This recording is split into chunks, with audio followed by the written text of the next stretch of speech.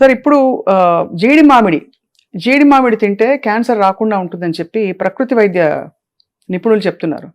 మీకు సైంటిఫిక్ గా ఏమన్నా ఎవిడెన్స్ ఉందా సార్ దీనికి? జీడి మామిడి ఒకటే కదండి, అన్ని రకాల సీడ్స్ నట్స్ కూడా దే ఆర్ వెరీ హెల్ప్ఫుల్ అండి for to prevent cancer.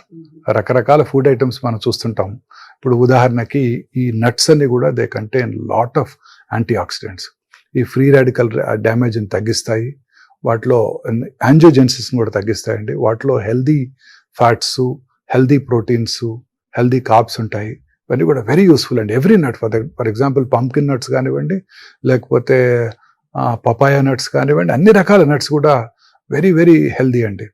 In addition to the traditional popular once, badam, pistachio, walnuts కు ఇవన్నీతో పాటు ఇవి కూడా చాలా హెల్దీ నట్స్ అండి.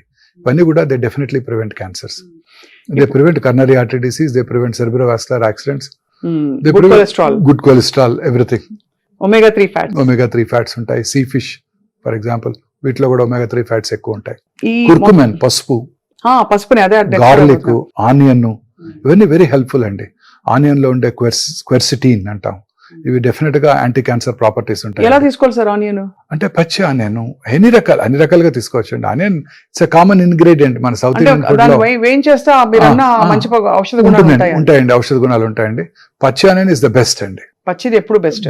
పచ్చి ఆనియన్ ఇస్ ద బెస్ట్. పెరుగన్నంలో తింటాం కానివ్వండి, పికిల్తో తింటాం కానివ్వండి, పచ్చి ఆనియన్ ఇస్ ద బెస్ట్. ఇప్పుడు ఉదాహరణకి rajma, parotta, north Indian dishes లో కూడా రెగ్యులర్ గా ఆనియన్ సర్వ్ చేస్తుంటారు, పచ్చి ఆనియన్ సర్వ్ చేస్తుంటారు. సో కొన్నిసార్లు వైనిగర్ లో పెట్టి కూడా సర్వ్ చేస్తుంటారు, Punjabi dish. So very useful అండి. పింక్ కలర్ లో మారుతుంది, very helpful. But that could be colouring agent అండి. ఇప్పుడు ఈ కలరింగ్ ఏజెంట్స్ ఆర్ డేంజరస్ అండి. ఇప్పుడు curcumin is very helpful. It reduces the turmeric లో ఉండే curcumin, it reduces the inflammation and cancer రాకుండా చేస్తుంది. అన్ని రకాలుగా మన గట్ మైక్రోబియం హెల్ప్ చేస్తుంది. అలాగే గార్లిక్ లో ఉండే ఎలిసిన్ కూడా చాలా యూస్ఫుల్ గా ఉంటుంది. ఇవన్నీ కూడా వెరీ యూస్ఫుల్ అండి. బట్ ఈ కుర్కుమిన్ లో కలర్ యాడ్ చేయడానికి లెడ్ క్రోమేట్ వాడుతుంటారు.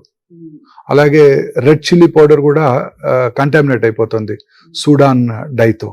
వీటి వల్ల ఇవన్నీ కూడా ఈ కంటామినెంట్స్ ఆర్ డేంజరస్ అండి. సో అది మనకి సోర్స్ ఆఫ్ సోర్స్ ఎక్కడి నుంచి వస్తుందో చాలా ప్రాపర్ గా కేర్ఫుల్ గా వాటిని ప్రిజర్వ్ చేయాల్సి ఉంటుంది. ఎయిర్ టైట్ కంటైనర్ లో ఉంచుకోవాల్సి ఉంటుంది. బ్రాండెడ్ ఐటమ్స్ తీసుకోవాల్సి ఉంటుంది.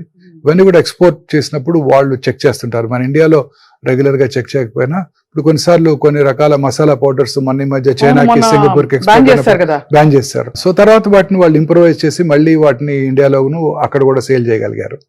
సో చిన్న మిస్టేక్స్ మనకి ఇబ్బంది కలిగిస్తాయి అన్నమాట. సో బేసికలీ ఆంకోజీన్స్ అన్నవి చిన్న తప్పులు చేసుకుంటూ అది పెద్ద తప్పుగా మారిపోయి అది బ్రేక్ డౌన్ అయిపోతుంది. దాన్ని కంబ్యాట్ చేసే శక్తియుక్తులు మన బాడీలో లేక ఉంటే బాధలేదు, ఇమ్యూనిటీ బాగుంటే బాధలేదు.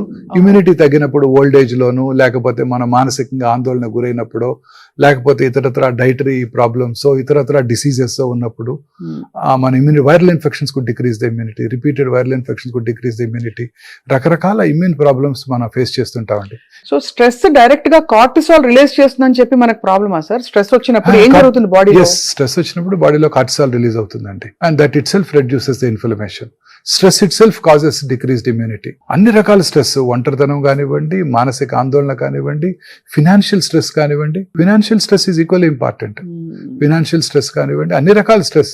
పూర్వకాలంలో ఈ స్ట్రెస్ ఉండేది కాదు. హ్యాపీగా వాళ్ళు ఎంజాయ్ చేసేవారు. పొద్దున్నే లేసి చక్కగా సన్లైట్ కి ఎక్స్పోజ్ అయ్యేవారు, షర్ట్ లేకుండా పని చేసేవారు, పొలం వెళ్లేవారు, పని చేసేవారు. చక్కటి వాళ్ళ ఇంట్లో వాళ్ళు చేసిన పాలతో చేసిన ఫుడ్ మెటీరియల్ తీసుకునేవాళ్ళు, వాళ్ళ వెజిటబుల్స్ వాళ్ళే గ్రోత్ చేసుకునేవారు, వాళ్ళ పొలంలో పండిన ధాన్యం వాళ్ళే తినేవారు, తోడేవారు. అన్ని రకాలుగా ఎక్సర్సైజ్ ఉండేది, అన్ని రకాలుగా ఫుడ్ వారు చక్కటి హెల్తీ ఫుడ్ తీసుకునేవారు. పెళ్ళంటే 5 రోజులు సెలబ్రేట్ చేసుకునేవారు. పక్కింటి వాళ్ళ కారు ఉంది, మన అబ్బాయికి సీట్ రాలేదు, వాళ్ళ అబ్బాయికి సీట్ వచ్చింది, MBBS, ఇలాంటి బాధలు ఉండేవి కావు. సో హ్యాపీగా సెలబ్రేట్ చేసుకునేవారు. వాళ్ళకి ఎటువంటి క్యాన్సర్స్ రాలేదు, ఏ హార్ట్ అటాక్స్ రాలేదు. ఇప్పుడు ఈ మోడర్న్ వరల్డ్ లో మెయిన్ గా స్ట్రెస్ అండి. అనేక రకాల క్యాన్సర్ ఇన్సిడెంట్స్ ర్యాపిడ్ గా పెరిగిపోతుందండి.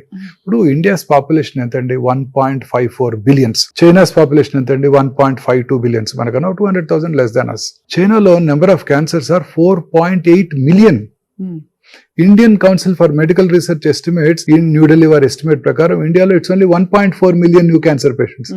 అంటే చైనా పాపులేషన్ కన్నా మన పాపులేషన్ ఎక్కువ, కానీ మన cancer cases are 1/3 of Chinese. అంటే పర్వాలేదని అర్థం కాదండి, grossly underreported. Underreported cases. Yeah, grossly underreported. ఈ కేసులని రిపోర్ట్ చేయబట్టలేదు.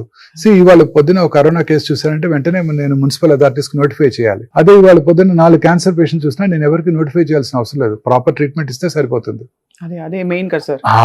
ఈ గ్రాస్లీ అండర్ రిపోర్టెడ్ అండి. మన భారతదేశంలో కూడా సైంటిస్టులు మన డాక్టర్లు బిలీవ్ చేసేది ఏంటంటే nothing less than 4.5 million cases ఉంటాయి మన దగ్గర కూడా, but they are not being reported. భారతదేశంలో out of only 30%. District is a definitive, set pattern in country. Andhra Pradesh lo 25 districts, Telanganalo 32 జిల్లాలు, ఇలా ఈచ్ డిస్ట్రిక్ట్స్ కనుక మనం పరిగణించినట్టయితే only 30% of Indian districts have comprehensive cancer treatment facilities. అంతే కదా. 70% of Indian districts do not have cancer treatment facilities.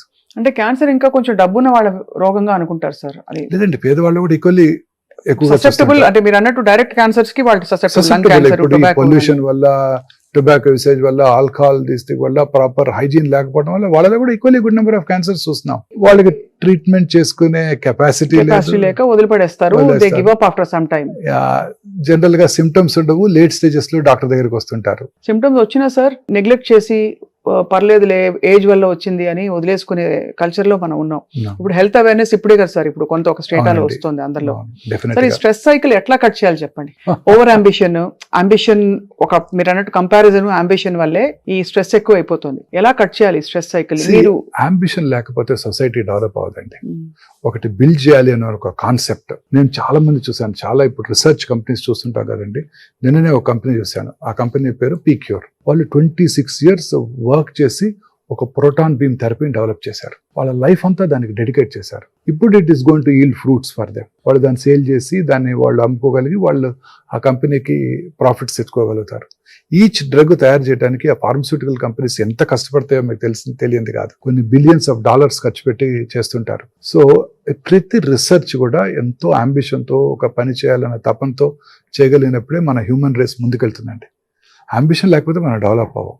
కాకపోతే అది హెల్దీగా ఉండాలి, దాన్ని ఎంతో కేర్ఫుల్గా. ఇప్పుడు ఉదాహరణకి ఎవ్రీ ఇండస్ట్రియలిస్ట్ మీరు చూడండి, ఎంతో కష్టపడి పైకి వచ్చిన వాళ్ళే. ఎవరు కూడాను జస్ట్ ధీరుభాయ్ అంబానీ గారు ఎంతో కష్టపడి చిన్న స్థాయి నుంచి సైకిల్ మీద బాటలు అమ్మి ఆయన ఇండియాస్ రిచెస్ట్ మ్యాన్ అవ్వగలిగారు. సో ఎంతో కష్టపడింది ఏది రాదండి. సో ఆ కష్టపడడం కూడా ఆనందంగా భావించాలి. When you think your work is passion. See, people ask me, don't you get burnt out when you work for 18 hours a day? I work on an average 110 hours a week. Baboy. But I don't get stressed out. That's my passion. Seeing my patients is my passion. వాళ్ళని చూడటం వల్ల నేను స్ట్రెస్కి లోనవను, ఆందోళనకు లోనవను, బాధపడను. శనివారం రాత్రి 7:30 కొత్త patient వచ్చినా అదే జీల్ అండ్ ఎంతూజియాజంతో చూస్తాను. శనివారం రాత్రి 7:30 ఎందుకు వచ్చారు వీళ్ళు అని అనుకోను. నా కోసం శనివారం రాత్రి కూడా వచ్చారని ఆనందపడతాను. Amazing attitude sir. యాటిట్యూడ్. ఇప్పుడు అందరూ కూడా హార్డ్ వర్క్ చేసిన వాళ్ళంతా కూడా వాళ్ళ యాటిట్యూడ్ లేకపోతే సక్సెస్ అవ్వలేరు. సో అయితే స్ట్రెస్ ని మూల నుంచి కట్ చేయడం అన్నది కేవలం ప్రాక్టీస్ అంటారు, అంతే కదా సార్? ప్రాక్టీస్, కంటి నిండా నిద్ర, హ్యాపీగా పడుకోవాలి, సంతోషంగా ఉండాలి. You must enjoy your profession. అంతే కదా సార్? అంతేనండి.